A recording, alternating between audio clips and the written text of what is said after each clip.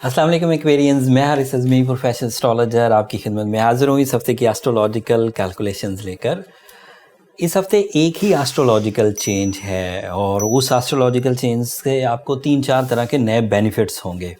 लेकिन जो पिछले हफ़्ते के मूवमेंट्स थे, जो पिछले हफ़्ते के इवेंट्स थे एस्ट्रोलॉजी में, उन्होंने आपको काफ़ी बेनिफिट देना शुरू कर दिया। इसका बहुत अच्छा फीडबैक है हमारे पास एज अ प्रोफेशनल एस्ट्रोलॉजर। मुख्तलिफ फोरम्स पर जो आजकल डिस्कशंस चल रही हैं उसमें एक्वेरियंस अपनी इस प्लैनेटरी पोजीशन को काफ़ी इंजॉय कर रहे हैं। जैसे आपके लिए मार्स आपके फर्स्ट एंगल पर है। By rules of astrology this is ideal for your future tuning, for your personality tuning, for your career development, for your welfare plans। तमाम ये चीज़ें जो मैंने गिनवाई हैं इनको स्ट्रेंथ मिल रही है। कैरियर को ग्रोथ, शख्सियत को ग्रोथ, फ्यूचर प्लानिंग स्ट्रॉन्ग होना, फिज़िकल स्टैमिना, ये सब ग्रोथ में जा रहा है सिर्फ मार्स की वजह से। एंड जिस एंगल पर मार्स है उसी एंगल पर आपका रूलिंग प्लैनेट सैटर्न भी है फर्स्ट एंगल पर। अगर Mars as a short term planets आपकी हेल्थ को 20% सपोर्ट करता था, तो सैटर्न की सपोर्ट से ये जो आपके लिए फेवर्स हैं ये डबल ट्रिपल हो जाएंगे।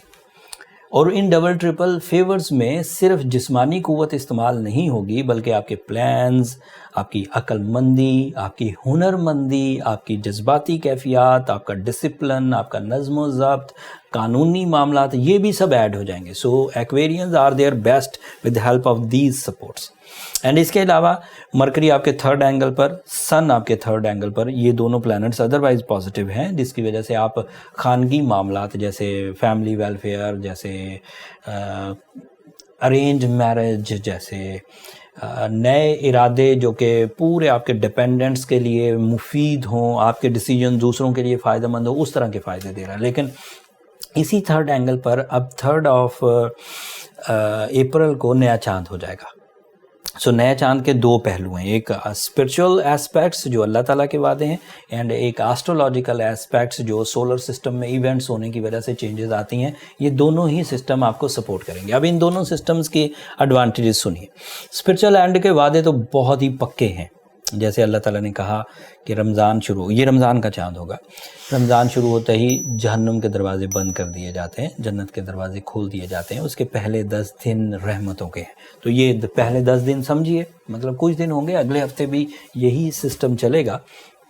तो रहमतें, बरकतें, अल्लाह ताला के साथ मामलात, spiritual peace, mind peace, fears का खात्मा, बरकत, खैर, ये सब आएगी।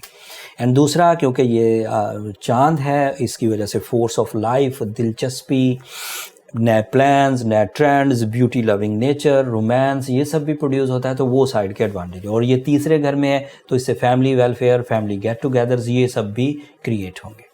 एंड फिर मून जब भी कभी अच्छे एंगल पर हो तो ये आपकी सेहत का भी रिप्रेजेंटेटिव है ना, 6 एंगल का। तो सेहत का ठीक रहना, stamina of life, organ performances बेहतर होना, जहन कंसंट्रेशन के साथ चलना, ये मुमकिनात में से भी है। अब ये जिस एंगल पर ये हो रहा है, इसी एंगल पर मरकरी है, तो जहनी कारकर्दगी और बढ़ेगी, तालीमी काबिलियत, ओवरसीज़ ट्रैवलिंग, डिस्टेंस वाली